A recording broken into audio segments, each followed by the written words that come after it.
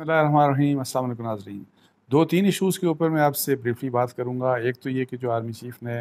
U S administration کو کال کی تھی آئی ایم ایف سے ریلیٹڈ، کیا اس میں انہوں نے پرائم منسٹر کی اجازت شامل تھی یا پرائم منسٹر کو اس بات کا پتہ تھا کہ نہیں تھا؟ ایک تو یہ میں آپ کو اپنی معلومات دوں گا جو میرے پاس انفارمیشن ہے۔ دوسری، چیف جسٹس آف پاکستان کے سے ریلیٹڈ جو کنٹروورسی، جو ججز کی اپوائنٹمنٹ، یہ جو سپریم جوڈیشل کمیشن کی جو بات تھی، اور اس میں جو اپوائنٹمنٹس کے حوالے سے جو اٹارنی جنرل نے نئی بات کی، اور جو بات وہ والی بات انہوں نے کی جو کہ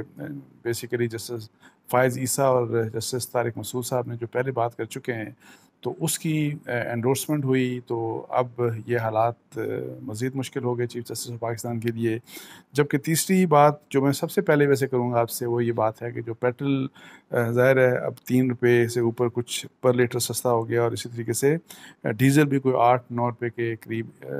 مہنگا ہوا، یعنی پیٹرول سستا کر دیا، ڈیزل مہنگا ہو گیا۔ لیکن اتنا میں آپ کو بتاؤں کہ میری کچھ جو حکومت میں لوگوں سے بات ہوئی ہے کہ جی یہ تو ایک ایوریج ڈالر کا ریٹ لگ گیا، تو چونکہ پرائس کی یہ ایڈجسٹمنٹ ہو گئی، جو اگلا مہینہ ہے نیکسٹ منتھ اس میں پیٹرول مہنگا ہوگا، اس میں ڈیزل بھی مہنگا ہوگا، اور اگر ہمارا یہ جو ڈالر کا ریٹ نیچے نہ آیا تو کافی مشکلات ہوں گی۔ اور اس سلسلے میں میری حکومت کے ایک اہم سرکاری افسر سے بات ہو رہی تھی، تو وہ مجھے کہہ رہے تھے کہ جی دیکھیں، بڑا مسئلہ ہمارا سیریس یہ ہے کہ ہمارا جو آئل کے اوپر جو پیسہ خرچ ہوتا ہے، پیٹرول کے اوپر، ڈیزل کے اوپر، اور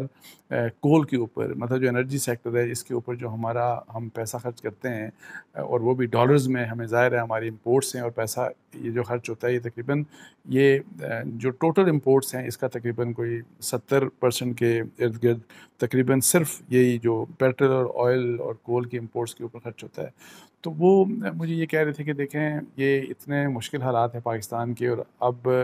جس طرح سے ایکسپیکٹ یہ کیا جا رہا تھا کہ جی آلریڈی انٹرنیشنل جو پرائس ہے پیٹرول کی وہ نیچے آ سکتی ہے، اور $45 کی بھی کہہ رہے تھے فی بیرل، $65 کا بھی فی بیرل، 80-90، لیکن اب یہ پھر دوبارہ اوپر جا کے تو اب 107 کے اوپر فی الحال جا کے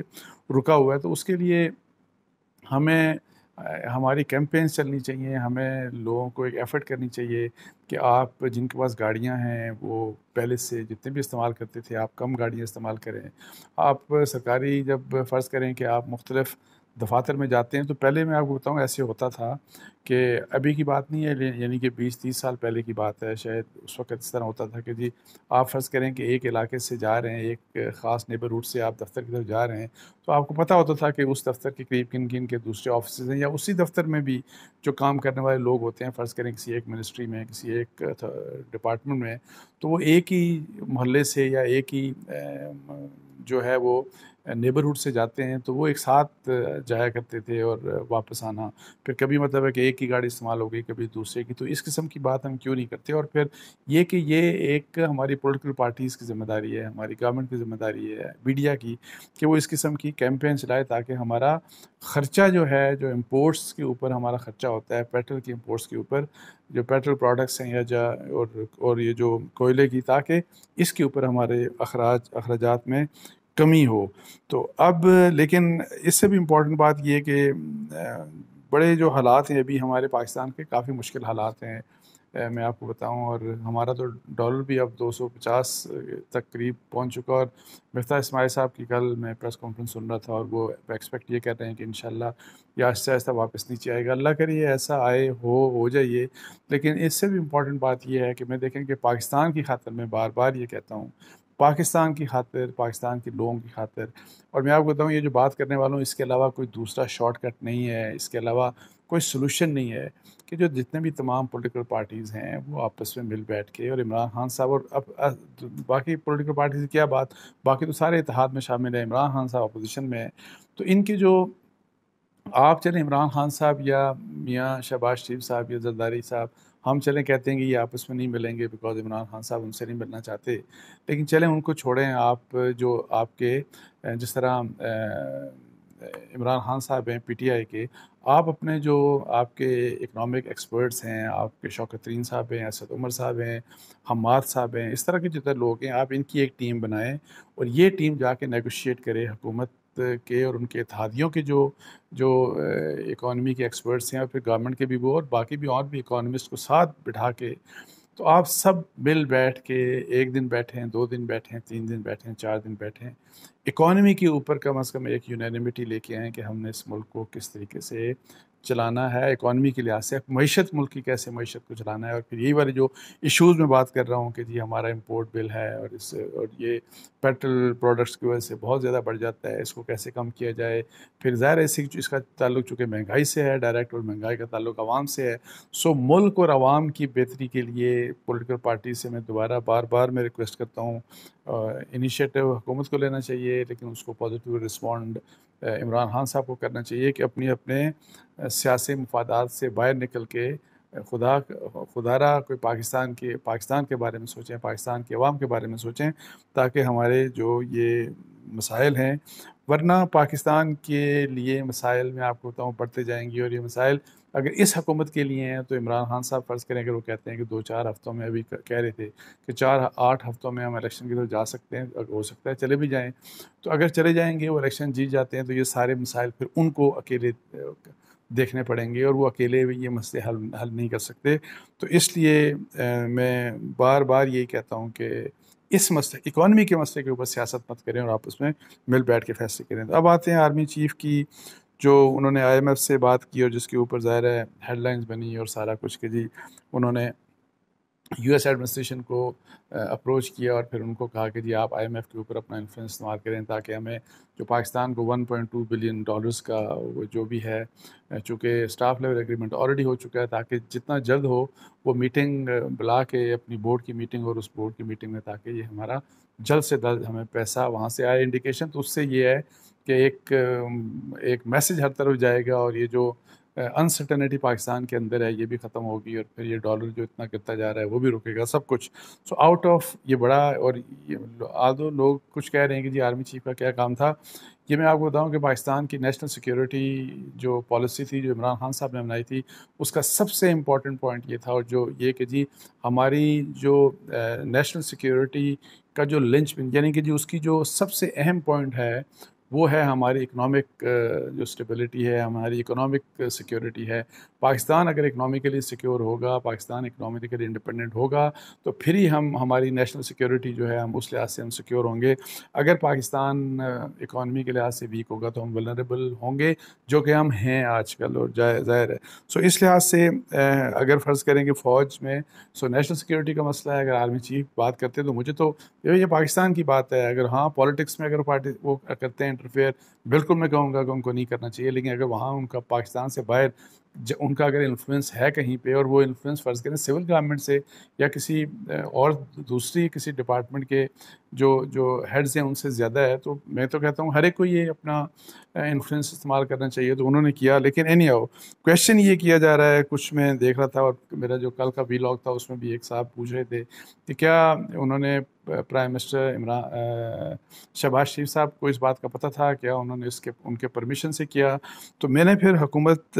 سے میری بات ہوئی میں نے گورنمنٹ سے پوچھا کہ کیا وزیر اعظم صاحب سے یہ پوچھا گیا تھا کیا ان کی انفارمیشن میں یہ بات تھی تو مجھے یہ بتایا گیا کہ جی آرمی چیف نے یہ جو ٹیلی فون کال کی تھی یہ ود دا پرمیشن آف بڑی clear cut permission prime minister کی پرمیشن سے ہی کیا تھا اور ان کی پرمیشن کے بغیر وہ یہ کام نہیں کر سکتے تھے اور نہ صرف یہ کہ ان کی پرمیشن کے ساتھ انہوں نے کال کی بلکہ جو جواب ملا جس قسم کا وہ جواب ملا وہ انہوں نے پھر پرائم منسٹر کو بتایا بھی اور پھر یہ بھی مجھے بتایا گیا کہ ریسنٹلی یعنی ان اکانومی کے اوپر جو ڈسکشن سول ملٹری لیڈرشپ کی ہوتی رہتی ہیں اور ان کی کوئی ریسنٹ ڈسکشنز ہوئی تو اس میں مختلف آپشنز ڈسکس کیے گئے کہ ہم کیا ہمیں کرنا چاہیے اور اس میں ظاہر ہے ایک آپشن یہ بھی تھا کہ آرمی چیف کال کریں بیکاز ان کی شاید وہاں پہ بہتر انڈرسٹینڈنگ ہوگی US ایڈمنسٹریشن میں ایز اگینسٹ جو ہمارے نئی چونکہ حکومت ہے اور شہباز شریف صاحب کے مقابلے میں یا ہمارے فارن منسٹر یا کسی دوسرے کے مقابلے میں شاید فوج اور آرمی چیف کی بہتر انڈرسٹینڈنگ ہوگی تو اس لحاظ سے یہ بھی ایک آپشن تھا اور اس کے اوپر پرائم منسٹر نے ان کو کہا کہ بالکل یہ آپ کال کریں اور یہ جو کام کیا گیا it was done with the permission of the prime minister of Pakistan پھر اس کے بعد آخر میں ایک بات کر دیتا ہوں کہ چیف جسٹس کا جو مسئلہ ہے وہ کافی سیریس ہو گیا وہ اس لحاظ سے کہ آپ دیکھیں کہ انہوں نے اپنی آڈیو بھی ظاہر پبلک کی سب کچھ ہوا اور اس آڈیو کے رسپانس میں دیکھ رہا تھا کہ جنرلی وہی پوائنٹ آف ویو مطلب ہے کہ اسی کی انڈورسمنٹ ہو رہی ہے جو فائز عیسیٰ صاحب نے پہلے بات کی، اور پھر بعد میں جسٹس طارق مسعود صاحب نے بھی جس کے اوپر مطلب ہے کہ خط لکھا، اور اس میں بھی انہوں نے وہی یہی بات کی کہ پوسٹ پونمنٹ کی بات نہیں تھی، مسترد ہو چکے تھے وہی نام جو 5 نامینیشنز تھے ان کو مسترد کر دیا گیا تھا، کوئی کسی قسم کی پوسٹ پونمنٹ نہیں تھی۔ اور اس کے اوپر اشتر اوصاف صاحب نے کل پھر ایک لکھا لیٹر جو کہ رپورٹ ہوا، اس میں اشتر اوصاف صاحب نے بھی وہی بات کی جو کہ انڈورس کرتی ہے فائز عیسیٰ صاحب کو، جسٹس طارق مسعود صاحب کو کے پوائنٹ آف ویو کو، اور اس بات کے اوپر کہ جی میرٹ کے اوپر اپوائنٹمنٹ ہونی چاہیے، اور یہ پک اینڈ چوز کے لحاظ سے نہیں ہونا چاہیے۔ وہیں پہ چیف جسٹس اسلام آباد ہائی کورٹ کی بھی بات کی کہ جی اطہر من اللہ صاحب کو کیوں نہیں لایا جا رہا، ان کو کیوں نہیں اپوائنٹ کیا جا رہا۔ سو یہ جو پک اینڈ چوز کی پالیسی ہے، جس پر میں نے کل بھی بات کی تھی کہ ہمیں اگر اپنی عدلیہ کو ٹھیک کرنا ہے تو عدلیہ کے اوپر جو اپوائنٹمنٹس ہے وہ میرٹ کے اوپر ہونی چاہیے۔ اور پھر میں یہ جب کہتے ہیں کہ جی چیف جسٹس جو بنے گا، چیف جسٹس آف پاکستان، وہ سینیورٹی کے اوپر بنے گا، تو پھر جب خود اس چیف جسٹس آف پاکستان نے وہی جو کمیشن ہے جس نے اپوائنٹمنٹ کرنی ہوتی ہیں جوڈیشری کی، وہ پھر سینئر موسٹ جو جج ہوتے ہیں فرض کریں جو ہائی کورٹس کے چیف جسٹس، تو ان کو ایلیویٹ کیوں نہیں کرتے؟ پھر آپ ان کو ایلیویٹ کریں، پھر جو نیکسٹ بندہ ہوگا وہ چیف جسٹس بن جائے گا۔ تو یہ اپنے لیے اگر فرض کریں کہ وہ سینیورٹی بات کہ جی یہ اس کے اوپر زیادہ ایمفسس ہوتا ہے، تو وہاں پہ پھر مطلب ہے کہ جو ہائی کورٹ سے جب آپ ایلیویٹ کر کے لاتے ہیں سپریم کورٹ میں، تو وہاں پہ اس قسم کا اصول کیوں نہیں فالو کیا جاتا؟ تو اس لحاظ سے میرا خیال ہے کہ یہ بڑے مشکل حالات ہیں چیف جسٹس کے لیے، بیکاز ان کی بات کو ہر طرف سے ان کی نیگیشن ہو رہی ہے، which is very unfortunate for Pakistan, because he is the chief جج آف پاکستان، وہ پاکستان کے سب سے بڑے جج ہیں، اور اگر ان کی بات کی نیگیشن ہو رہی ہے اور دوسرے لوگ جو ہیں وہ مطلب ہے کہ کہہ رہے ہیں کہ جو بات ان سے جو انہوں نے کی بات